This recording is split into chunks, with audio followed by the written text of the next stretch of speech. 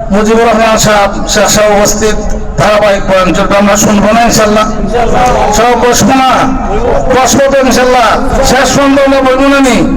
বইতে রাজি আছি ইনশাল্লাহ? আলহামদুলিল্লাহ, আল্লাহ তাআলায় বসার, আসার, বলার, শোনার জন্য তৌফিক দান করুন, আমিন। সাথে সাথে আমল করার জন্য আল্লাহ তৌফিক দান করুন, আমিন। এখন হযরতের বয়ান শুরু হয়ে যাবে।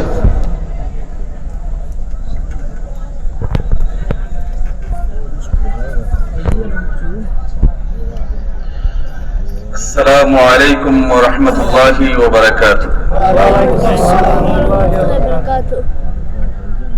খুব খিদা লাগছে পেটে? জি না। ভুক লাগছে নি? জি না। আর একটু জোরে বলেন। জি না। আসসালামু আলাইকুম ওয়া রাহমাতুল্লাহি ওয়া বারাকাতুহু। ওয়া আলাইকুম আসসালাম ওয়া রাহমাতুল্লাহি ওয়া বারাকাতুহু। আলহামদুলিল্লাহ نحمده ونستعينه ونستغفره ونؤمن به ونتوكل عليه ونعوذ بالله من شرور أنفسنا ومن سيئات أعمالنا من يهده الله فلا مضل له ومن يضلله فلا هادي له ونشهد أن لا إله إلا الله وحده لا شريك له ونشهد أن سيدنا وحبيبنا ومولانا محمدا عبده ورسوله الذي أرسله بالحق بشيرا ونذيرا وداعيا إلى الله بإذنه وسراجا منيرا فقد قال الله تعالى في كلامه المجيد وفرقانه الحميد أعوذ بالله من الشيطان الرجيم بسم الله الرحمن الرحيم إن الله وملائكته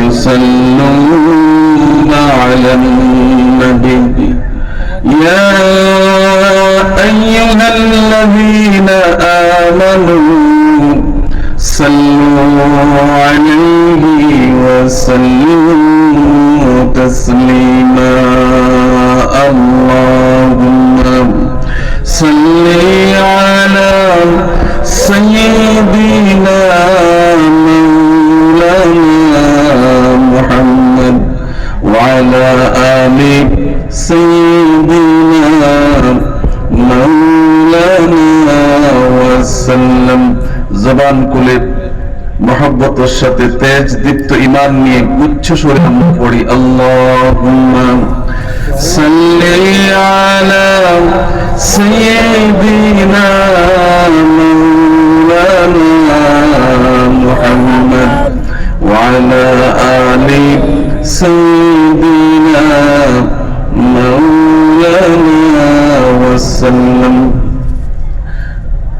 हमारा दीन मज़हब आपका इश्क़ मोहब्बत है हमारा जिक्र है सल्ली अला और फिक्र है सूरत का अल्लाहुम्मा सल्ली अला सय्यिदिना मौलाना मुहम्मद وعلى آل سيدنا مولانا وسلم ذكر حق مدرزائي روح رام مرحمة آمد إذيل مجروح رام لا إله إلا الله لا إله إلا الله জুড়ে পড়েন ভাই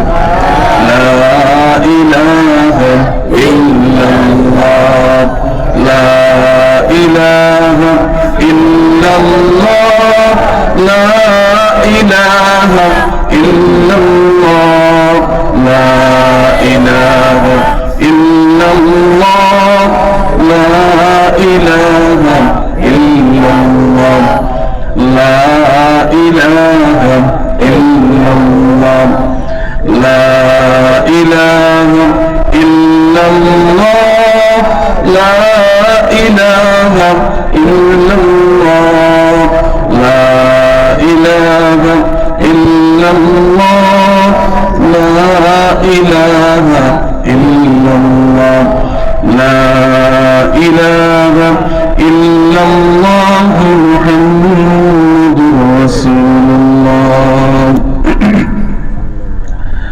ঐতিহ্যবাহী আটগড় তাফসীরুল কোরআন কমিটি কর্তৃক আয়োজিত আজকের এই 24তম বার্ষিক তাফসীরুল কোরআন মাহফিলের এই অধিবেশনের সম্মানিত সভাপতি আমার বড় ভাই, আমার অত্যন্ত শ্রদ্ধেয় ব্যক্তিত্ব, এই এলাকার কৃতি সন্তান, চট্টগ্রাম ফাজিল মাদ্রাসার সম্মানিত প্রিন্সিপাল মহোদয় জনাব মাওলানা আবুল হাসান সাহেব, মদ্দাল্লাহু জিল্লাহু ওয়া আতালাল্লাহু উমরাহু ওয়া বারাকাল্লাহু ফি হায়াতিক। আমরা জুড়ে বলি আমিন। মঞ্চে উপবিষ্ট অন্যান্য উলামায়ে কেরাম, আমার সামনে উপস্থিত আটগড় এলাকার দিনদার, ইমানদার, তৌহিদি জনতা, মুসল্লিয়ানে কেরাম, আমার দিন মুরব্বী, জ্ঞান পিপাসু ভাইসব, আমরা সর্বপ্রথম আল্লাহ সুবহানাহু ওয়া তাআলার লাখো কোটি শুকর আদায় করি যে আল্লাহ তাআলা আমাদেরকে এখানে তার মহব্বতের টানে নিয়ে এসেছেন। উনি যদি দয়া না করতেন, মায়া না করতেন, তাহলে আমরা এখানে কেউ আসতে না পারতেন। আমরা কি এখানে এসেছি আল্লাহর দেওয়া তৌফিক নিয়ে, নাকি আমাদের নিজের শক্তিমত্তা, নিজের শক্তি বলে এখানে এসেছি? কথা বলতে হবে আমার সাথে। আমরা এখানে এসেছি আল্লাহর প্রিয় বান্দা হিসাবে। আল্লাহ আমাদেরকে মহব্বত করেছেন, মায়া করেছেন, দয়া করেছেন। যদি তিনি আমাদেরকে মায়া না করতেন, দয়া না করতেন, তাহলে এই মুহূর্তে আমাদের পক্ষে এখানে বসার কোনো অবস্থাতে সম্ভব হইত না। ঠিক কিনা মুসলমান? আমি একটা হাদিস বলি। হযরত আব্দুল্লাহ ইবনে মাসউদ, হযরত আব্দুল্লাহ ইবনে আব্বাস রাদিয়াল্লাহু তাআলা আনহুমা, উনি বলেন রাসূল করিম সাল্লাল্লাহু আলাইহি ওয়াসাল্লাম বলেছেন, ইন্নাল্লাহা ইউতিদ দুনিয়া লিমান ইউহিব্বু ওয়া লা মান ইউহিব্বু। হযরত আব্দুল্লাহ ইবনে মাসউদ আব্দুল্লাহ ইবনে আব্বাস রাদিয়াল্লাহু তাআলা আনহুমা বলেন, রাসূলুল্লাহ সাল্লাল্লাহু আলাইহি সাল্লাম বলেছেন, আল্লাহ তাআলা যাকে পছন্দ করে এবং যাকে পছন্দ করে না, উভয় শ্রেণীর মানুষকে আল্লাহ তাআলা এই দুনিয়ার যে কোনো কাজ কারবার করা তৌফিক দান করে। কথা বুঝেননি আমার? নাম সিলেটি ভাষায় বলবো, বুঝা যায়? বাইরে সহজ কথা, আল্লাহ তাআলা যাকে পছন্দ করে আর যাকে পছন্দ করে না, দুই শ্রেণীর মানুষকেই আল্লাহ তাআলা এই দুনিয়ার যে কোনো কাজ করার তৌফিক দেয়। দুনিয়ার ধন সম্পদ দান করে যাকে পছন্দ করে, যাকে পছন্দ করে না। ওয়ালাকিন লা ইউতিদ দীনা ইল্লা মান আহাব্বা। তবে আল্লাহ তাআলা শুধুমাত্র ধর্মের কাজ, সওয়াবের কাজ ওই ব্যক্তিকে করতে দেয় যাকে আল্লাহ তাআলা পছন্দ করে থাকে। একটু জোরে বলে ভাই সুবহানাল্লাহ। আল্লাহ যাকে পছন্দ করেন তাকেই শুধুমাত্র সওয়াবের কাজ করার তৌফিক দান করেন। এখন আমরা বলি, মন প্রাণ উজাড় করে বলি, এই জায়গাতে আমরা বসেছি ভাই, আমরা সওয়াবের কাজ না গুনার কাজ? কথা বলতে হবে, সওয়াব না গুনাহ? আমরা সওয়াবের কাজে বসেছি, যেহেতু আল্লাহ তাআলা সওয়াবের কাজ তার পছন্দ সেই ব্যক্তি ছাড়া অন্য কাউকে করতে দেয় না। এই কারণে এই হাদিস অনুযায়ী নিঃসন্দেহে বলতে পারি আল্লাহ তাআলা আমাদেরকে এই মুহূর্তে পছন্দ করেছে, মায়া করেছে, দয়া করেছে। আল্লাহর মায়া এবং দয়ার কারণে, মাহবুব বান্দা হওয়ার কারণে আমরা এই জায়গাতে আসতে পারছি, ঠিক কিনা? ঠিক কিনা মুসলমান? আমার ভাইরা, আমরা এখানে বসেছি, আমরা এখানে যারা বসেছি এই জায়গাতে অনেক মানুষ আছে যারা দিনের বেলা ইবাদত করে, রাতের বেলা আল্লাহকে দেখাইয়া মানুষকে না দেখাইয়া ইবাদত করে। আছে না? নিভাবে আছে না? দিনের বেলা ইবাদত করে, আবার রাতের বেলা আল্লাহকে দেখায়, মানুষকে দেখায় না। এইভাবে কিছু মানুষ আছে না? এখন যদি বলেন আমি অনেক আমল করে ফেলেছি, আমার আমল আছে এত এত বেশি, যার কারণে আল্লাহর নিকট আমার প্রাপ্য হয়ে গেছে, আমি বেহেশতে যাব, আমার আমল আমাকে বেহেশতে নিয়ে যাবে, এই ধরনের কোন চাহিদা কোন মানুষ তার আমল দিয়ে পেশ করতে পারবে নি? পারবে? বাইরে খুব ভালো করে শুনেন, এটা কোন জায়গায় আমরা বসেছি, যারা বসেছি কতটুকু মর্যাদাবান, আর যারা বসতে পারলাম না এই মুহূর্তে ওদের অবস্থা কি আমি জানি না, কিন্তু আল্লাহর কাছে আপনার অবস্থান কতটুকু এইটুকু একটু জেনে নেন।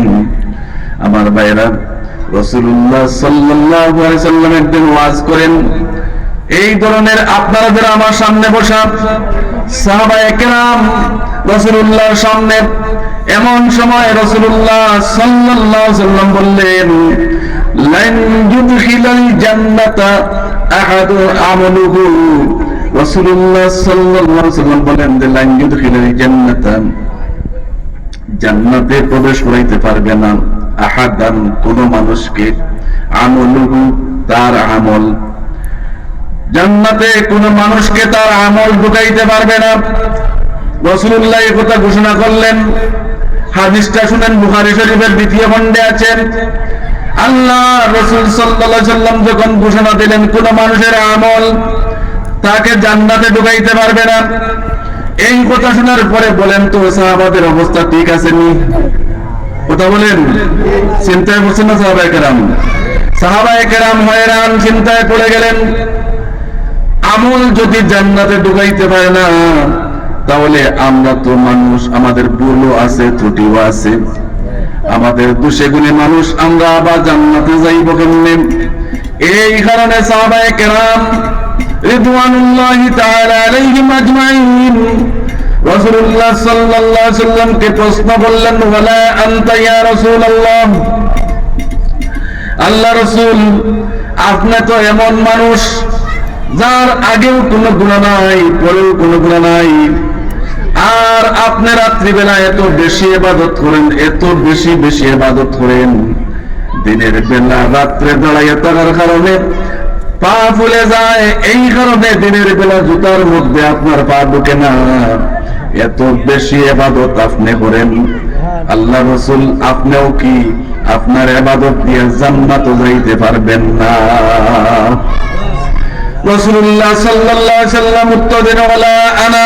খুব ভালো করে শুনেন, রাসূলুল্লাহ সাল্লাল্লাহু আলাইহি সাল্লাম বলেন, ওয়ালা আনা, ও আমার সাহাবারা শুনো, আমি মুহাম্মদ একজন নবী, আর আমি একজন মানুষ, আল্লাহর বান্দা, আমার আগের কোনো গুনাহ নাই, পরের কোনো গুনাহ নাই, কিন্তু আমি আমার আমল দিয়া, শুধুমাত্র আমল দিয়া আমি বেহেশতে যেতে পারবো না, আমি নবীও পারবো না আমার আমল দিয়া, ইল্লা আন ইয়াতাগাম্মাদানি আল্লাহু রাব্বি বিরহমাতিহি, সুবহানাল্লাহ।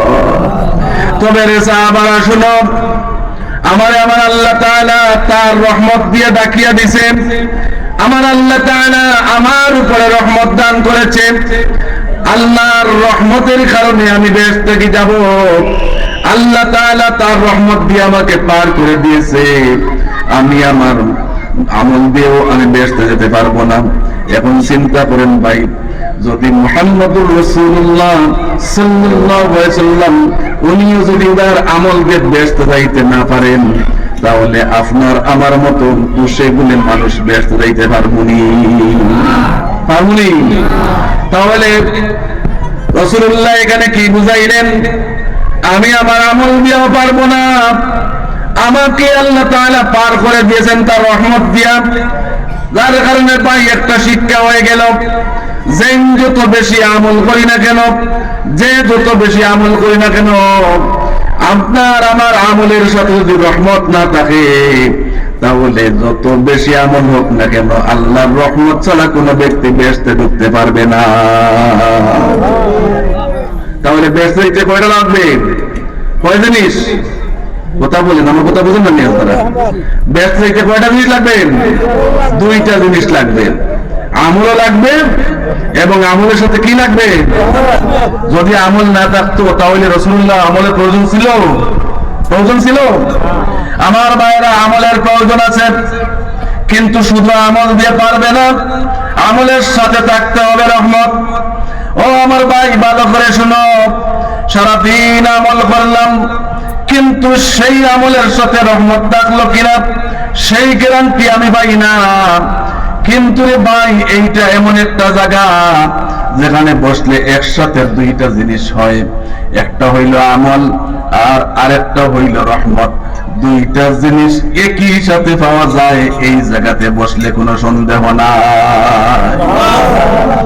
বুঝেননি কথা? এই জায়গাতে বসলে যে দুইটা জিনিসের দরকার, একটা হলো আমল আর একটা হলো রহমত, দুইটাই পাওয়া যায় এখানে বসলে। কেমনে পাওয়া যায়? আপনারা বলেন, এই যে আমরা বসছি, আমি কথা বলছি, আপনারা শুনতেছেন, এই শোনাটা আর বলাটা এটা ইবাদত না ইবাদতের বাইরে? ইবাদত কিনা? এটা একদিকে হয়ে গেল ইবাদত, কিন্তু আল্লাহ তাআলা এমন বরকতময় ইবাদত দিলেন যে ইবাদতের সাথে রহমত আছে। শুনতে চাননি? শুনতে চাননি? আমার ভাইরা দেখেন, মুসলিম শরীফের মধ্যে একটা হাদিস আছে, হাদিসটা বেশিরভাগ বর্ণিত হয়েছে, যদি কোনো মানুষ মসজিদের ঘরের ভিতরে বসে, আবার কোন কোন হাদিসের মধ্যে এসেছে মসজিদের কথা নাই, যে কোনো জায়গাতে যদি কিছু মানুষ একত্রিত হইয়া, যেমন আমরা কিছু মানুষ একত্রিত হইছি, এইভাবে একত্রিত হয়ে যদি কিছু মানুষ ইয়াকুদুনাল্লাহ, যদি বসিয়া ইয়াতলুনাল কিতাবা ওয়া ইয়াতাদারাসুনাহু, যদি এই জায়গাতে বসিয়া তারা কোরআন তিলাওয়াত করে, কোরআনের কথা বলে, কোরআনের আলোচনা করে, কোরআনের জিকির করে, তাহলে এই জায়গাতে আল্লাহ তাআলা চারটা ফজিলত দান করেন। ইল্লা হাফাতহুমুল মালাইকা, রাসূলুল্লাহ সাল্লাল্লাহু আলাইহি ওয়াসাল্লাম বলেন, যে এই জায়গাতে বসিয়া আমার কথা বলা হয়, রাসূলুল্লাহর কথা বলা হয়, কোরআনের কথা বলা হয়, কোরআনের আলোচনা করা হয়, এই জায়গাতে ভাই আমরা কোরআনের আলোচনা করতেছি নাকি আমার নিজের পকেট থেকে? কথা বলেন। কোরআন হাদিস থেকে বলতেছি, যারাই বলবে কোরআন হাদিস থেকে বলবে। সুতরাং এইটা কোরআন হাদিসের আলোচনার মজলিস, এই জায়গার কথাই রাসূলুল্লাহ সাল্লাল্লাহু আলাইহি ওয়াসাল্লাম বলেছেন যে এই ধরনের জায়গায় যারা বসবে তাদেরকে আল্লাহ তাআলার পক্ষ থেকে চারটা ফজিলত দান করা হবে। কয়টা? আমার কথা যায়নি আপনাদের পর্যন্ত? কয়টা ফজিলত? চারটা ফজিলত। এর মধ্যে থেকে একটা ফজিলত হলো, প্রথম ফজিলত হলো হাফাতুহুমুল মালাইকা, এই মানুষগুলো কি আল্লাহর পক্ষ থেকে নির্ধারিত কিছু ফেরেশতা আছে, সেই ফেরেশতাগুলো আসিয়া তাদের রহমতের ডানা দিয়া ওই মানুষগুলোরে ডাকিয়া রাখে। এখন ভাই, ফেরেশতা যদি এইভাবে ডাকিয়া রাখে, উপর দিকে কতটুকু যায় সেটা আমরা জানি না। মুসনাদে আহমদ ইবনে হাম্বল বড় একটা হাদিসের কিতাব, সেই কিতাবে এসেছে রাসূলুল্লাহ সাল্লাল্লাহু আলাইহি ওয়াসাল্লাম বলেন, এই ধরনের মজলিসে আসার পরে ফেরেশতারা রহমতের ডানা দিয়া ডাকিয়ে রাখেন। এরপরে ডানাগুলো একটার পর একটা উপর দিকে উঠতে থাকে, উঠতে উঠতে এই জমিন থেকে তাদের ডানাগুলো সর্বশেষ আরশে আজিম পর্যন্ত পৌঁছে যায়। একটা ফজিলত। 2 নম্বর ফজিলত হচ্ছে ওয়ানাজালাত আলাইহিমুস সাকিনাহ, এই মানুষগুলোর উপরে আল্লাহর পক্ষ থেকে সাকিনা নামক একটা প্রশান্তি আছে, সেইটা আল্লাহর পক্ষ থেকে নাজিল হয়। ভাই এটা বুঝার একটা লক্ষণ আছে, মানুষ যত পেরেশানির মধ্যে থাকুক না কেন, এই ধরনের জায়গায় বসলে তার পিছনের সমস্ত পেরেশানি ভিতরে থাকার পরেও তার মধ্যে একটা জিমানি গুনগুন ভাব আয়নানি আয়নি, এটাই হচ্ছে সাকিনার লক্ষণ। আল্লাহ তাআলা বলেন এই ধরনের মজলিসে বসলে আমি সাকিনা দান করি। কয়টা গেল? 2টা। 3 নম্বরে বলছেন আল্লাহর পক্ষ থেকে ওয়ানাজালাত আলাইহিমুর রাহমাত, আল্লাহ তাআলা বলেন এই মানুষগুলোর উপরে আমি অনবরত রহমত রহমত রহমত নাজিল করতে থাকি। ও আমার ভাইরা, আমি আগেই বলেছি এখানে বসলে হয় ইবাদত, আর 2 নম্বর হচ্ছে এই ইবাদতের সাথে আল্লাহর পক্ষ থেকে অনবরত রহমত নাজিল হতে থাকে।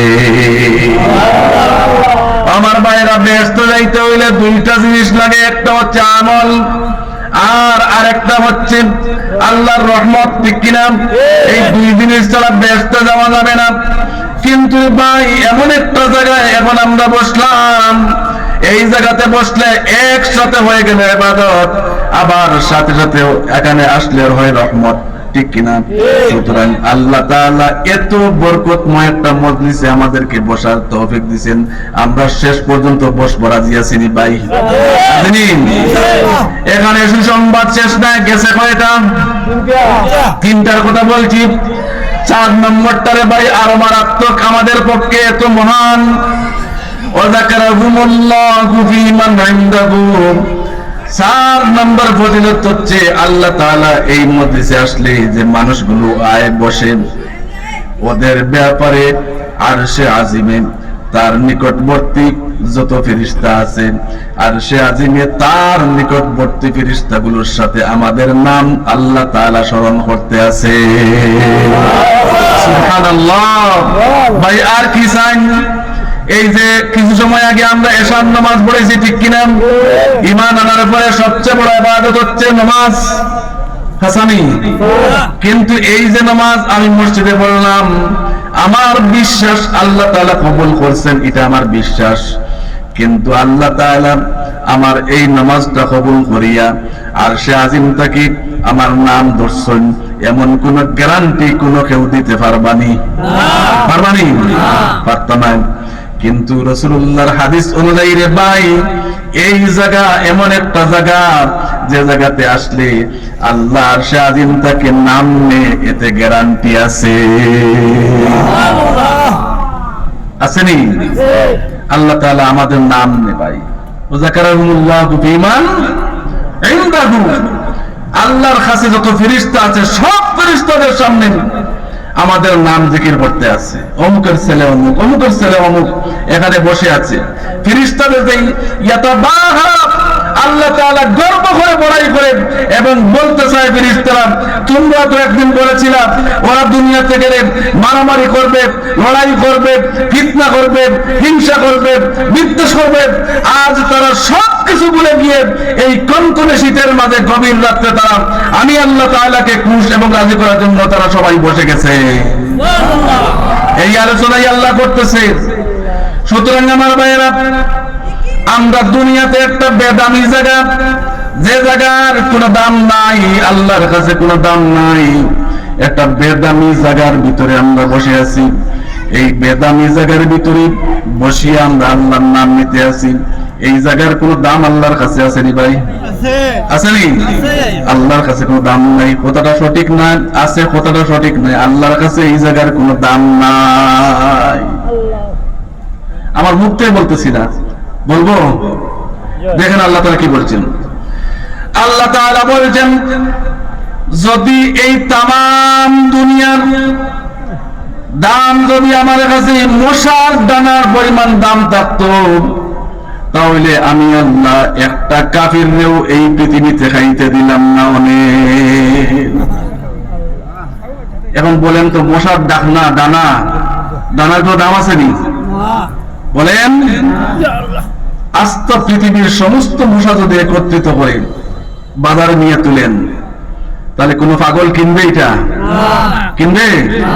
আল্লাহ বলছেন তো একটা মশার দানারও দাম এই দুনিয়ার নাই আমার কাছে। তাহলে আল্লাহর কাছে এই দুনিয়া দামি না বেদামি? কোন দাম আছে? কোন দাম আল্লাহর কাছে নাই। একটা বেদামি জায়গায় বসিয়া আমরা আল্লাহ তাআলার নাম স্মরণ করতে আছি রে ভাই, কিন্তু আল্লাহ তাআলা আমাদের কেমন সম্মানী করলেন। আল্লাহ তাআলা এই বেদামি জায়গার তুলনায় লক্ষ কোটি কোটি গুণ বেশি মর্যাদার জায়গা হচ্ছে আরশাদিন।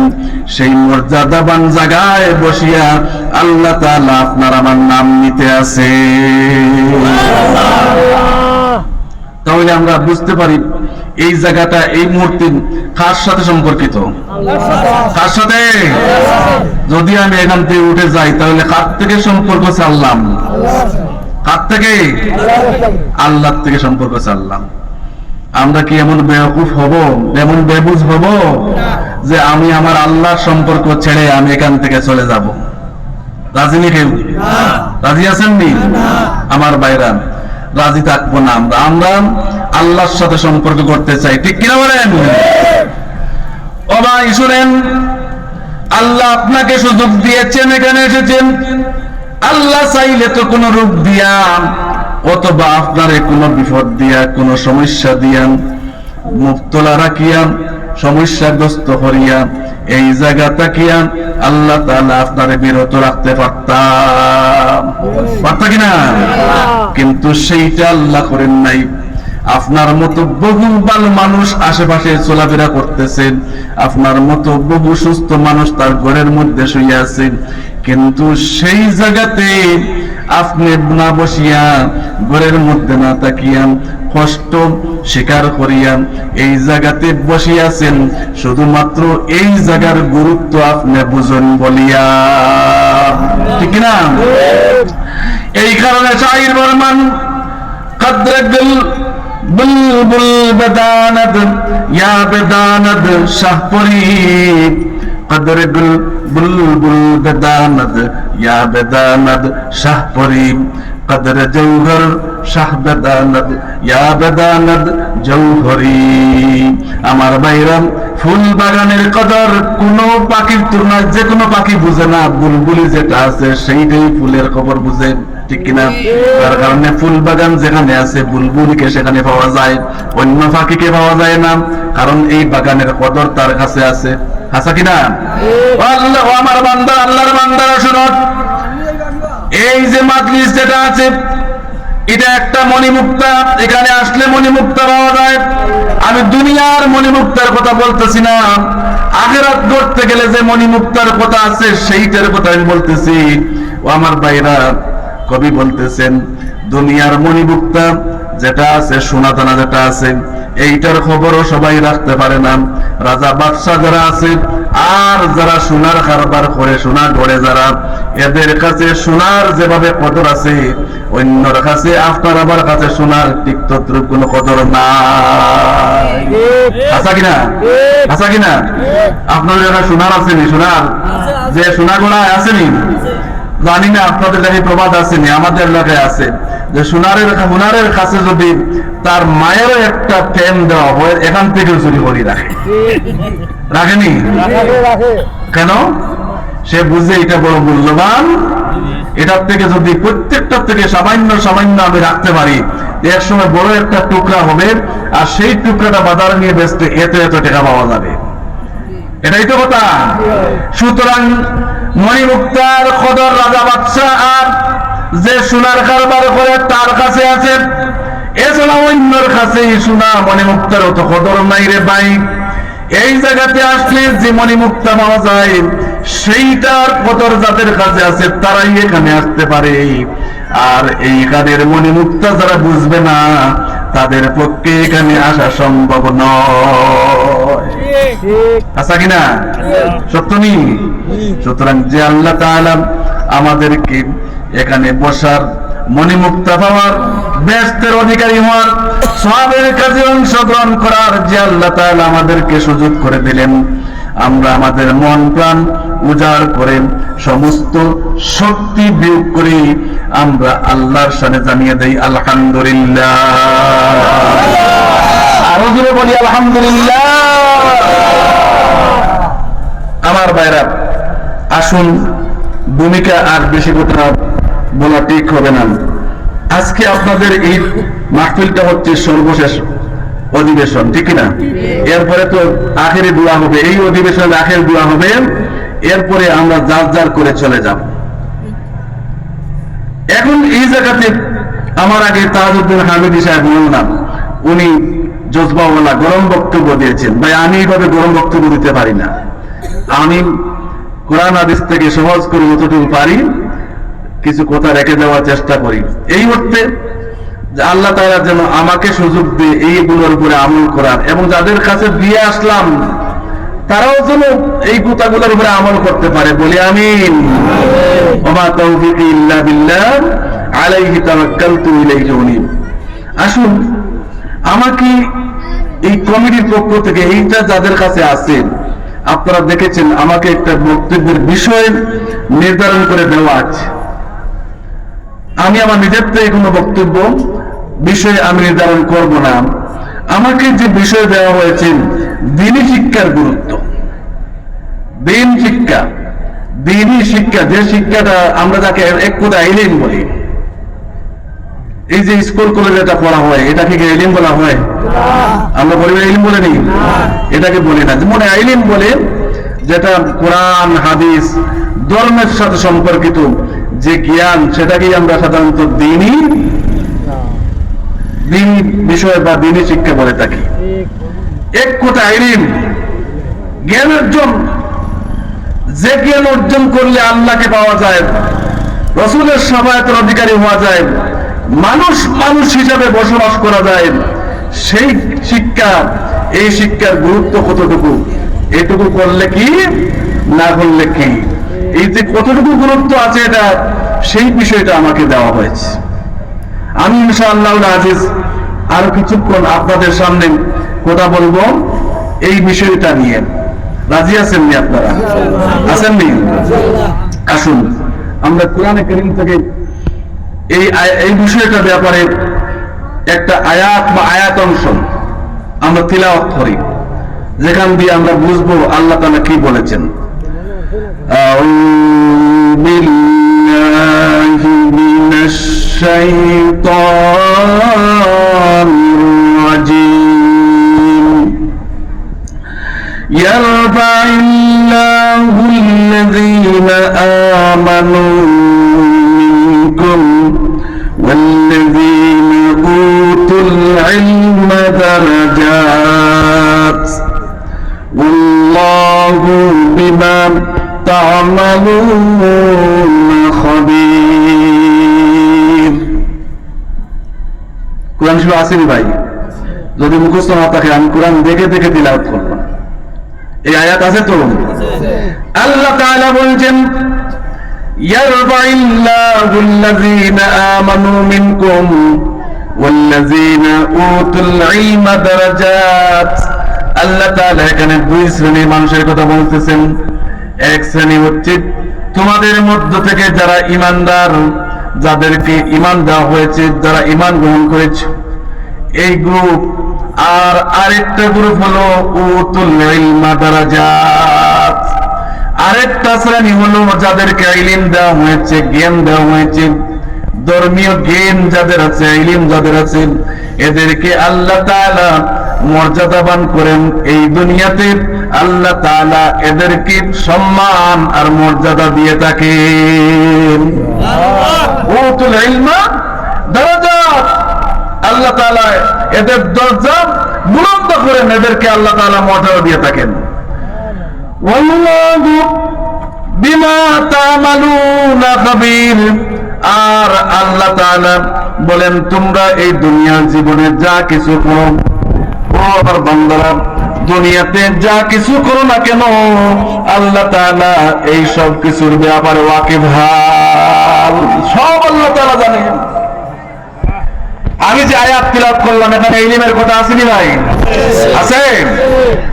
ওয়াল্লাযীনা উতুল ইলমা দারাজাত, এর আগের কথা হচ্ছে যারা ঈমানদার।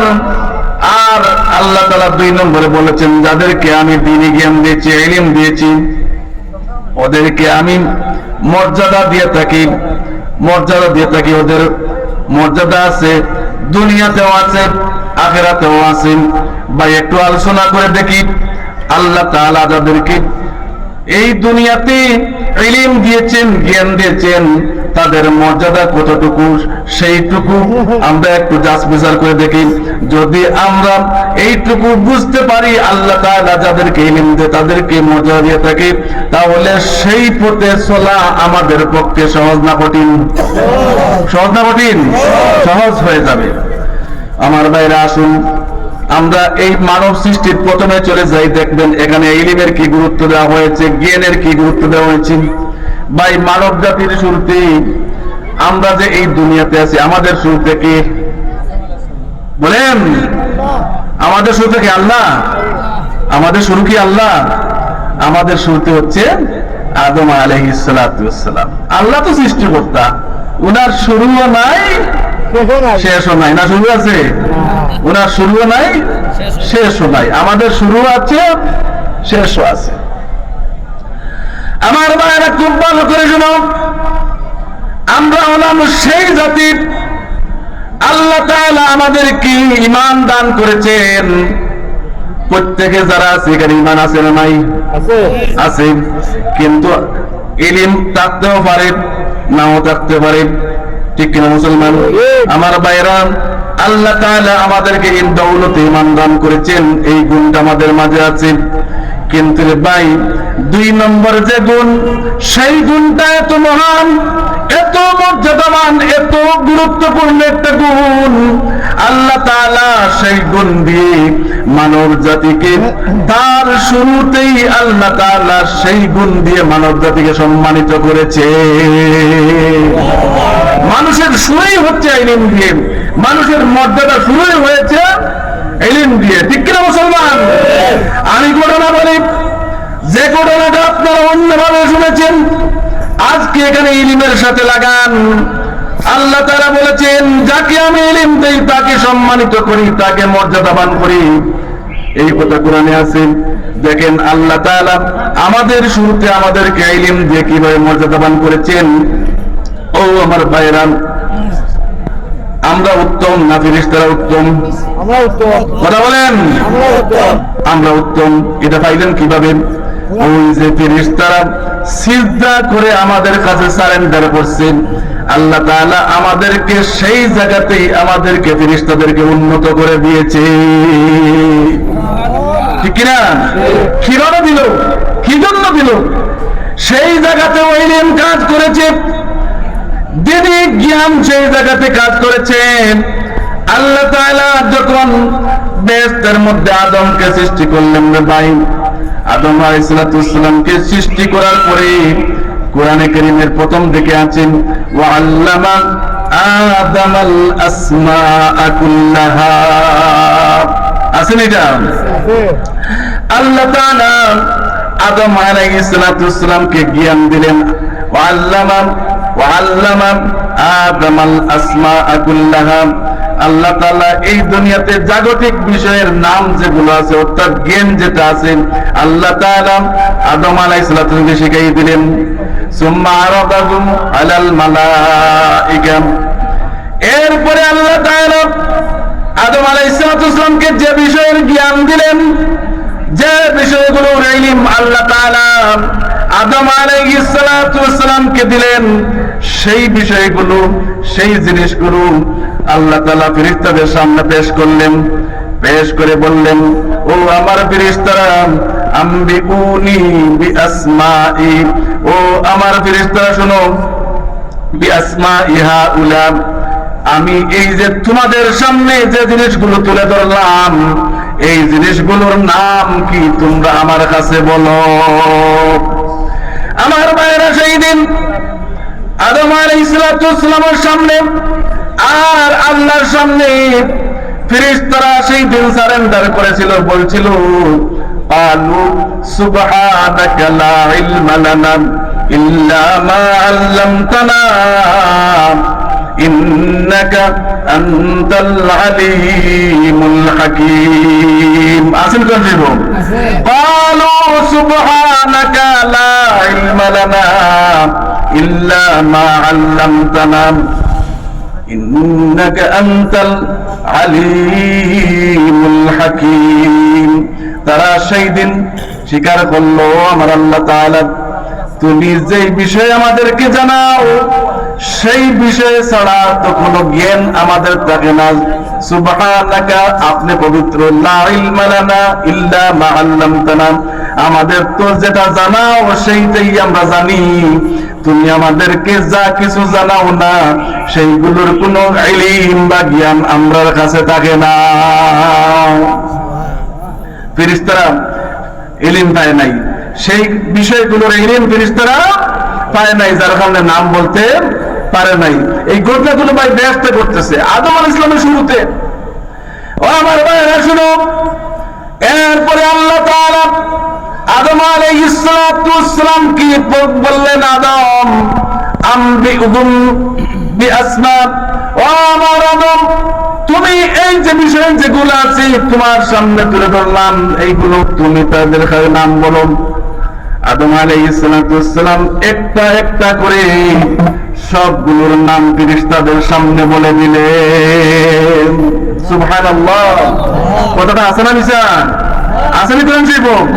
আমার ভাইরা ফেরেশতারা ওই বিষয়গুলো জানে না, আর আদম আলাইহিস সালামকে আল্লাহ তাআলা এই জ্ঞান দিয়েছিলেন, ইলম দিয়েছিলেন, যার কারণে ফেরেশতাদের সামনে আল্লাহ তাআলা আদম আলাইহিস সালামের মর্যাদা বাড়িয়ে দিলেন। শেষ পর্যন্ত আল্লাহ তাআলা কি বললেন, উসজুদু লিআদম। আল্লাহ বলেন, ও আমার ফেরেশতারা তোমরা তো আমার আদমের সামনে তোমরা জিনিসগুলোর নাম বলতে পারলা না, আর আদম তো সব কিছু বলতে পারলো, সুতরাং এই জায়গাতে ফেরেশতা তোমাদের কাছে আমার আদমের শ্রেষ্ঠত্ব হয়ে গেল, আমার আদমের মর্যাদা বেড়ে গেল, যার কারণে উসজুদু লিআদম তোমরা সবাই এক যুগে আমার আদমকে সিজদা করো। সুবহানাল্লাহ, একটু জোরে বলেন সুবহানাল্লাহ। আমার মায়েরা স্বয়ং আল্লাহ তাআলা ছাড়া কি আর কাউকে সিজদা করা যায় কিনা এটা নিয়ে প্রশ্ন আছে। খুব সহজে বলি, আদমকে সিজদা করা এটা ছিল সম্মানার্থে সিজদা, আর মুফাসসিরে কেরামরা বলেন আদমকে সামনে রাখিয়া মূলত আল্লাহকে সিজদা করার উদ্দেশ্য ছিল। যেভাবেই হোক সেই জায়গাতে আল্লাহ তাআলা আদম আলাইহিস সালামের সম্মান কিছু বিষয়ে জানাইয়া এই বিষয়গুলোর জ্ঞান দিয়া আল্লাহ তাআলা মাসুম নিষ্পাপ একটা জাতি ফেরেশতাদের সামনে আদমের সম্মান বাড়াইছেন না কমাইছেন? বাড়াইছেন না কমাইছেন? এই কারণে আল্লাহ তাআলা বলেন ওয়াল্লাযীনা উতুল ইলমা দারাজাত। ও আমার ভাইরা, আল্লাহ তাআলা খুব সুন্দর করে বুঝাইছেন যে যাদের ঈমান আছে আর যাদেরকে ইলম দেওয়া হয়েছে এদেরকে আমি দুনিয়া আখিরাতে সব জায়গাতে আমি তাদেরকে সম্মান বাড়াইয়া দেই। ঠিক না? ঠিক না? সেই কারণে আল্লাহ তাআলা সেই দিন আদম আলাইহিস সালামকে ইলম দিয়া দুনিয়া আদম আলাইহিস সালামকে ইলম দিয়া মানব সৃষ্টির ইতিহাসের প্রথমেই আল্লাহ তাআলা আদমের সম্মান বাড়াই দিলেন। যার কারণে ভাই আমাদের শুরুতে হচ্ছে ইলম, সেই ইলমের কারণে আমাদের সম্মান, এই আমাদের সূচনা লগ্নেই আল্লাহ তাআলা ফেরেশতাদের সামনে বাড়াইয়া দিছে। এই কারণে বাইরে যে ইলমটা তার কারণে বেহেশতে সম্মান বাড়লো, এই ইলম যদি এই দুনিয়াতেও আপনার আমার মধ্যে থাকতে পারে, দুনিয়া ইলম জ্ঞান যেটা আছে এটা যদি অর্জন করতে পারি, তাহলে এই দুনিয়াতেও আপনার সম্মান থাকবে, মর্যাদা থাকবে।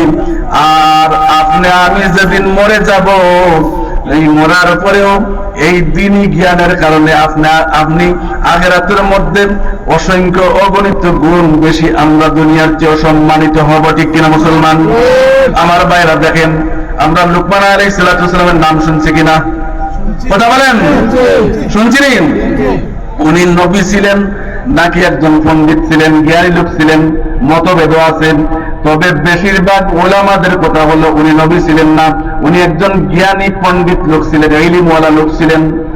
আমার ভাইরা খুব ভালো করে শুনেন, আল্লাহ তাআলা যে বলেছেন ইয়ারফাইল্লাহুল্লাযীনা আমানু মিনকুম ওয়াল্লাযীনা উতুল ইলমা দারাজাত, যাদের ঈমান আছে, যাদেরকে ইলম দেওয়া হয়েছে, ওদেরকে আমি সম্মান দান করি, মর্যাদা বাড়িয়ে দেই।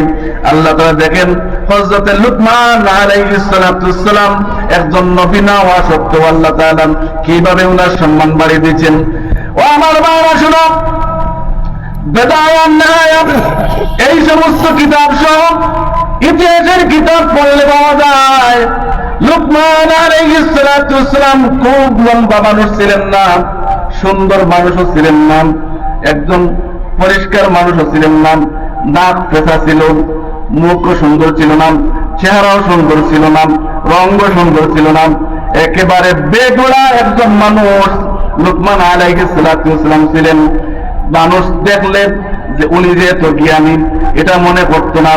আমার ভাইয়েরা খুব ভালো করে শোনো, হযরত লুকমান আলাইহিস সালাম দেখতে খুব একটা সুন্দর মানুষ ছিলেন না, সেই ব্যক্তির ইলমের কারণে কি মর্যাদা হইল। আমার ভাইয়েরা, লুকমান আলাইহিস সালাম উনি একজন তৎকালীন বাদশা, উনার সময়তে বাদশা ছিল, উনার চাকর ছিলেন। আমার ভাইয়েরা, উনি ছাগল, মেষ এইগুলো সরাইতেন। আল্লাহ তাআলা লুকমান আলাইহিস সালামকে এত জ্ঞান দিয়েছিলেন, লুকমান আলাইহিস সালাম যেভাবে ছাগল সরাইতেন, ছাগল রাখতেন, ঠিক তদ্রুপ অন্যান্য মানুষের রাখাল তো ছাগল সরাইতেন। এই যে আওরে বাদালে গিয়ে মানুষ গরু রাখে না, ভাই রাখে তো, ছাগল রাখে, এইগুলা রাখলে পরে যত রাখাল আছে সবগুলো কি করে একটা সময় ছায়ায় বা কোনো জায়গায় বিশ্রাম নেই, গল্প করে গুজব করে করে নি। আমার মায়েরা শুনো, লুকমান আলাইহিস সালাম যেই জায়গায় ছাগল চড়াইতো, সেই জায়গাতে অন্যান্য রাখালগুলা তাদের রাখালি বাদ দিয়া লুকমান আলাইহিস সালামের জ্ঞান গর্ব, সুন্দর সুন্দর কথা শোনার লাগিয়া ছাগল চড়ানি বাদ দিয়া উনার পাশে আইয়া জড়ো হয়ে যেত, শুধু উনার জ্ঞানী কথাগুলা শুনতে করিয়া। বুঝলেন কথা আমার? আমার মায়েরা খুব ভালো করে শোনো, হযরত লুকমান আলাইহিস সালামের জ্ঞানের কথা শোনার জন্য যখন চাকরগুলো একত্রিত হয়ে যেত ছাগল চড়ানি বাদ দিয়া, এই খবরটা বাদশার কাছে গেছে, উনার মনিবের কাছে গেছে, উনার মালিকের কাছে গেছে। উনি শুনল যে তার ছাগলের রাখাল নাকি এত জ্ঞানী, এত জ্ঞানী যে মানুষের কথা শোনার জন্য অন্য রাখালগুলো ছাগল ফালাইয়া উনার কাছে চলে আসেন। সুতরাং উনার মাথায় একটা বুদ্ধি আসলো তার মালিকের, উনি বাদশা ছিল। উনি বলল, আমার ছাগল যদি এত জ্ঞানী হয় তাহলে তারে একটা পরীক্ষা করা উচিত, পরীক্ষা করিয়া দেখি। পরীক্ষা করতো। একদিন সে ডাকলো, কইল, লুকমান এদিকে আও, তোমার যে ছাগলের পাল যেটা আছে সেইখান থাকিয়া একটা ছাগল জবে করো, সেই ছাগল জবে করিয়া ওই ছাগলের মধ্যে সবচেয়ে উন্নত, সবচেয়ে বালা যে জিনিস যেটা আছে সেইটা আমারে দেও। পরীক্ষা চলে। লুকমান আলাইহিস সালাম সেই ছাগলকে জবে করিয়া ওইটার মধ্যে যে হৃদপিণ্ড আছিল, কল্ব আছিল, অন্তর যেটা আছে আমরা বুঝি, সেই হৃদপিণ্ডটা একটা প্লেটের মধ্যে করিয়া বাদশার সামনে দেওয়া। বাদশা দেখলো, ঠিক তো, এটা হৃদপিণ্ড, আমরা সবাই খাইতে চাই না এটা গুড, আমরা যে কি বলি কল্ব, এই যে বালিশের মতো সুখে একটা জিনিস আছে না প্রত্যেকটা ভিতরে, এইটা তো, এইটা সবাই তো খাইতে চায়, একটা পবিত্র জিনিস, সুন্দর জিনিস, ভালো জিনিস, এটা সবাই তো খাইতে চায়। বাচ্চা বলল, ঠিক আছে, ছাগলের মধ্যে এটা দিতে পারলো। এই দিনের পরীক্ষা শেষ। আরেকদিন সে ডাকলো লুকমানকে, ডেকে বলল, ও লুকমান, এদিকে আসো, আজকে তোমার এই ছাগলের পালটা কি আর একটা ছাগল নাও। ছাগলটা নিয়া জবে করিয়া এই ছাগলের মধ্যে থাকিয়া সবচেয়ে নিকৃষ্ট বস্তু যেটা আছে সেইটা আমারে দাও। বাদশা মনে মনে ভাবলো আজকের দিনে যদি সে আমার দেয় তাহলে ওর গোবর দিবে, না হয় যে প্রস্রাব ওই সমস্ত কিছু দিবে, অথবা প্রস্রাবের রাস্তা দিবে, এই জায়গা দিয়ে তো খারাপ দাবার হয়, এইগুলোই দিবে হয়তো সে। সাধারণ চিন্তা করলে এটাই তো খারাপ জায়গা, তো এটাই। এই দিনে লোকমান আলাইহিস সালাম উনার জ্ঞান দিয়ে চিন্তা করিয়া ছাগলের প্রস্রাবের রাস্তা যেটা আছে সেদিক থেকে গোবর বের হয়, এই সমস্ত খারাপ জিনিস উনি না দিয়া সেই দিনও ওই ছাগলের কল্প যেটা আছে আগের দিন যেটা দিয়েছিল না সেইটাও ওই দিন বাদশার কাছে হাজির করে দিলাম। 2 দিন ছাগল জবাই করছে কয়টা? সবচেয়ে ভালো জিনিস কোনটা বলেন? কল্প। আর আবার সবচেয়ে বাদ জিনিস কথা বুঝেন না নিয়ে না, সবচেয়ে বাদ জিনিসও কল্প, একই জিনিস। বাদশা বলল লোকমান মনে করছিলাম তুমি বড় ভালো, শুনছি তোমার জ্ঞানের কথা, এত জ্ঞানী তুমি, কিন্তু আজকে বুঝলাম তোমার মতো ব্যাকল এই দুনিয়াতে আর কেউ নাই। লোকমান কিন্তু কইল বাদশা যাবো না, ব্যাকল হইতে পারি, তবে কেন, কি জন্য? বলে ব্যাকল এই কারণে তুমি ভালোটাও দিলে যেটা, বাদটাও দিলে সেইটা, এটা আবার কেমন হইতে পারে? একই জিনিস ভালো আবার একই জিনিস বাদ। লোকমান আলাইহিস সালাম এইবার বক্তব্য শুরু করছেন, উনি জ্ঞান দেখেন, বক্তব্য শুরু। বাদশা জাহাপনা আমাকে অনুমতি দেন, কিছু কথা বলবো। অনুমতি পাইয়াম লোকমান আলাইহিস সালাম সেই দিন বাচ্চার সামনে বললেন, বাচ্চা জাহাপনা আমি চিন্তা করে দেখলাম এই ছাগলের ভিতরে যে কল্প যেটা আছে এইটা দিয়ে তো সে চিন্তা করে ওইটা যখন ভালো দিকে ব্যবহৃত হয় তখন এই ছাগলটা ভালো থাকে, বাদ হতে যায় না, বুঝছেন কি কথা? আর আমি চিন্তা করলাম এই অন্তরে যখন তার বাদ নিয়ত, বাদ জিনিস চিন্তায় আসে, তখন এই ছাগলটা তখন ভালো হতে যায় না, তার নিজের বাড়িতে না গিয়া অন্যটার পিছনে যায়, খারাপ কাজ করে।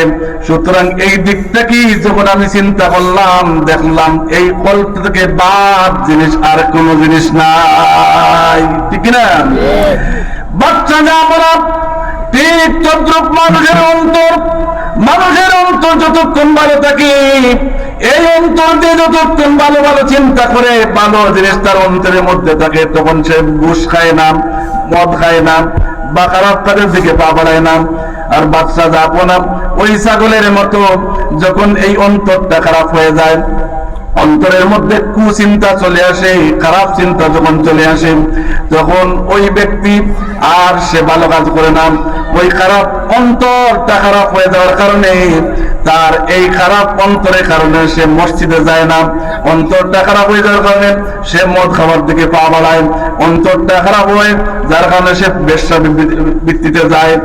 বাচ্চা যাপনা অন্তর ঠিক, সব ঠিক, এই দিক থেকে অন্তরের চেয়ে ভালো কোনো জিনিস নাই। আর যখন অন্তর বেঠিক হয়ে যায়, আস্থা মানুষের হাত পায়ের সমস্ত কাজ বাদ হয়ে যায়। সুতরাং এই দিক চিন্তা করলে অন্তরের চেয়ে বাদ কোনো জিনিস নাই। বাদশা দেখলো তো কথা কাজে। আমার ভাইরা শুনো, লোকমান আলাইহিস সালাম কত শত বছর আগে আমাদের নবীর আগে আসছিলেন, উনি যে চিন্তা পেশ করছিলেন অন্তরটাই সবচেয়ে ভালো অথবা অন্তরটাই সবচেয়ে খারাপ, সেই কথা আপনার আমার নবী মুহাম্মদুর রাসূলুল্লাহ সাল্লাল্লাহু আলাইহি সাল্লাম উনি বলে গিয়েছেন। আল্লাহ রাসূল সাল্লাল্লাহু আলাইহি সাল্লাম বলছেন, আলা ইন্না ফিল জাসাদি মুদগাতান, ও আমার উম্মতরা শুনো, তোমাদের প্রত্যেকের বডির মধ্যে একটা টুকরা আছে, ইজা সালুহাত সালুহাল জাসাদু কুল্লুহু, এই টুকরাটা যখন ভালো হয়ে যায় তার সমস্ত অঙ্গ প্রত্যঙ্গ ভালো কাজ করে। ইজা ফাসাদাত ফাসাদাল জাসাদু কুল্লুহু, যখন এই অঙ্গটা খারাপ কাজ করে তখন এই অঙ্গ খারাপ কাজ করার সাথে সাথে তার সমস্ত বডিটাও খারাপ কাজের মধ্যে বাদ হয়ে যায়, ঠিক না? তাহলে লোকমান আলাইহিস সালামের কথা আর আমাদের নবীর কথা এক না দুই? এক না দুই? আমার ভাইয়েরা, বাদশাহ যখন দেখলো লোকমানের কথাই তো ঠিক, যার কারণে বাদশাহ দেখলো এই চাকরের যদি এত জ্ঞান থাকতে পারে তাহলে ওরে ভালো কাজে লাগানো উচিত। এই কারণে ইতিহাসে পাওয়া যায় ভাই, এই সেই দিন থেকে লোকমান আলাইহিস সালাম বাদশাহ আর চাকর না রাখিয়া তার মন্ত্রিসভার মধ্যে জায়গা দিলাইছে। ওইসিনি আল্লাহ মর্যাদা বাড়াইছেন নি কিয়ের কারণে? ইলমের কারণে, দিনের জ্ঞানের কারণে। এই কারণে ভাই আল্লাহ তাআলা কুরআন শরীফের মধ্যে ফরমাইছেন, ইয়ারফাইল্লাহুল্লাযীনা আমানু মিনকুম ওয়াল্লাযীনা উতুল ইলমা দারাজাত। যাদের ঈমান আছে আর যাদেরকে ইলম দেওয়া হয়েছে তাদেরকে আল্লাহ মর্যাদা বাড়াই দেন। লোকমান আলাইহিস সালামকে আল্লাহ মর্যাদা বাড়াইছেন না? বাড়াইছিল না? কিয়ের কারণে? ইলমের কারণে। সর্বশেষে আমার সময় শেষ হয়ে গেছে, একটা হাদিস বলে শেষ করি ভাই, হাদিসটা বন্ধ আমার সময় দিবেন না আমার ভাইরা। শুনেন, খুব ভালো করে শুনেন, আপনারা যে এখানে আসছেন কি জন্য আসছেন? ইলম অর্জন করার লাগি না সিন্নি খাওয়ার লাগিয়া? ইলম অর্জন করার লাগি। তাহলে আপনিও তালিবে ইলম, আমিও হচ্ছি তালিবে ইলম। যদি নিয়তটা এইভাবে থাকে যে আমি এখান থেকে শিখবো, এখানে গিয়ে কিছু জানবো আর জানিয়ে পরে আমি আমল করব, তাহলে আমি যদিও একটা দিন মাদ্রাসাতে যাই নাই তবু আমি তালিবে ইলম, ঠিক না? এখন যদি এই তালিবে ইলম জ্ঞানের পথ যদি ধরেন, ইলম অর্জনের পথ যদি ধরেন, আল্লাহ তাআলা কি সম্মান দেন একটু চিন্তা করেন। রাসূলুল্লাহ সাল্লাল্লাহু আলাইহি ওয়াসাল্লাম বলেছেন, মান সালাকা তরিকান ইয়ালতামিসু ফীহি ইলমান সাহহালাল্লাহু বিহি লাহু তরিকান ইলাল জান্নাতি। রাসূলুল্লাহ সাল্লাল্লাহু আলাইহি ওয়াসাল্লাম বলেছেন, যে ব্যক্তি ইলম অর্জন করার জন্য পথ ধরে আল্লাহ তাআলা ওই ব্যক্তির জন্য বেহেশতের রাস্তা সহজ করিয়া দেন। আমার ভাইরা, এরপরে এখানে শেষ নাই, ইন্নাল মালাইকাতা লাতাদাউ আজনিহাতাহা। আর এই তালিবে ইলম, এই জ্ঞান অন্বেষণকারী যে ব্যক্তি, যে জ্ঞান দায়িত্ব করে রাস্তায় যায়, কোন রাস্তা দিয়ে হাঁটে, তখন ভাই ফেরেশতারা তারা করে কি তাদের যে ডানা যেটা আছে ওই ডানাটা তখন তালিবে ইলমের রাস্তার নিচে, রাস্তায় পায়ের নিচে বিছাইয়া দে, এটার বদলে যায়। কি জন্য? রেদাল্লি তালিবিল ইলম, ওই জ্ঞান অন্বেষণকারীর উপরে সন্তুষ্ট হইয়া ওরা যেন রাজি থাকে, সন্তুষ্ট থাকে। এই কারণে ফেরেশতারা তাদের নিজের ডানা ওদের রাস্তার, যে রাস্তা দিয়ে যায় সেই রাস্তায় বিছাইয়া দেয়। আর এরপরে কি করে? এখানে শুধু শেষ নয়, ওয়াইন্নাল আলিমা লা ইস্তাগফিরু মান ফিস সামাওয়াতি ওয়াল আরদ। ও আমার ভাইরা, আলিম যে অর্থাৎ যে জ্ঞানওয়ালা, যাকে ইলম দেওয়া হয়, যাকে জ্ঞান দেওয়া হয়, ওই ব্যক্তির লাগি আকাশ আর পৃথিবীতে যা কিছু আছে সবকিছু আল্লাহর কাছে ক্ষমা প্রার্থনা করে। আমার ভাইরা, হাত্তাল হিতানু ফি জাওফিল মা। আর রাসূলুল্লাহ সাল্লাল্লাহু আলাইহি ওয়াসাল্লাম বলেছেন, আমার সাহাবারা শুনো, তালিবে ইলম জ্ঞান অন্বেষণকারী যে ব্যক্তি, ওই ব্যক্তির লাগে আকাশ আর পৃথিবীতে যা আছে সবকিছু ইস্তেগফার করে। শুধু এখানে শেষ নয়, ওই ব্যক্তি যে সমস্ত জায়গা দিয়ে যায়, ওই তার জায়গার আশেপাশে যত মাছ থাকে সেই মাছগুলো পর্যন্ত ওই ব্যক্তির জন্য আল্লাহর কাছে ইস্তেগফার করতে থাকে। মজাটা বাড়ছে না কমছে? বাড়ছে কমছে? এই কারণে আল্লাহ তাআলা বলেন, ইয়ারফাইল্লাহুল্লাযীনা আমানু মিনকুম ওয়াল্লাযীনা উতুল ইলমা দারাজাত। যাদের আছে ঈমান, যাদেরকে দেওয়া হয়ে ইলম, এই দুই শ্রেণীর মানুষদের মর্যাদা আল্লাহ দুনিয়াতেও বাড়াই দেন, আখিরাতেও বাড়াই দেন। আমার ভাইয়েরা, মরা যাওয়ার বাদে সব দরজা বন্ধ হয়ে যায়, আর কোনো সওয়াবের পথ থাকে না, কিন্তু তিনটা পথ জারি থাকে। এই তিনটা পথের মধ্যে একটা পথ হইল আও ইলমিন ইউনতাফাউ বিহি, যদি কোনো জ্ঞান, উপকারী জ্ঞান রাখিয়া যায়, তাহলে ওই জ্ঞানটাও তার মরার বাদে তার আমলের পাল্লা বাড়ি করে। ঠিক না? ঠিক না মুসলমান? আমার ভাইরা, আমার কথা এখানেই শেষ পর্যন্ত। যেহেতু জ্ঞানের এত মর্যাদা, ইলমের এত মর্যাদা, এই কারণে রাসূলুল্লাহ সাল্লাল্লাহু আলাইহি সাল্লাম আমাদেরকে শিখাইছেন, ফাসআলুল্লাহা ইলমান নাফিআ, তোমরা আল্লাহর কাছে উপকারী জ্ঞান তালাশ করো। ও তাআওয়াযু বিল্লাহি মিন ইলমিন লা ইনফা, আর যে জ্ঞান তোমাদের কোনো উপকার দিবে না, তোমাদেরকে পরকালে কোনো মুক্তি দিতে পারবে না, সেই জ্ঞান থেকে তোমরা আল্লাহ সুবহানাহু ওয়া তাআলার কাছে পানা চাও। সুতরাং আমরা সবসময় দোয়া করব, আল্লাহর কাছে সবসময় দোয়া করব, আল্লাহুম্মা ইন্নী আসআলুকা ইলমান নাফিআ। রাজি মুসলমান? আমার ভাইরা, আমরা সবসময় দোয়া করব, আল্লাহুম্মা ইন্নী আসআলুকা ইলমান নাফিআন রিজকান ওয়াসিআন হালালান তাইয়্যিবা। পারবো আমরা এগুলা? আমার ভাইরা, আমি আমার এই সংক্ষিপ্ত কথার মধ্যে ইলম নিয়ে যতটুকু পারছি ততটুকু আপনাদেরকে বোঝানোর চেষ্টা করছি। যার কারণে এই ইলম অর্জন করতে আমরা রাজি আছিনি? রাজি আছিনি? ইলম অর্জন করতে হইলে ভাই মাদ্রাসার বয়স লাগে না, এই বৃদ্ধ বয়সে ইলম অর্জন করা যায়। যেমন এই মজলিসগুলোতে, মসজিদে কোনো ওয়াজ হইলে, যে কোনো জায়গাতে যদি আপনি জ্ঞান অন্বেষণ করতেন, আপনি রাস্তা ধরেন, তাহলে আপনার আমি যতটুকু ফজিলত বলেছি এই কর্মসূচিতে, সব ফজিলতের অধিকারী আপনি হবেন। রাজিনী মুসলমান? রাজিনী? আল্লাহ তাআলা আমাদেরকে তৌফিক দান করুক। আখির দাওয়ানা আলহামদুলিল্লাহি রাব্বিল আলামিন ওয়া সাল্লাল্লাহু আলা সাইয়্যিদিনা মুহাম্মদ ওয়া আলা আলিহি ওয়া সাহবিহি ওয়া সাল্লাম।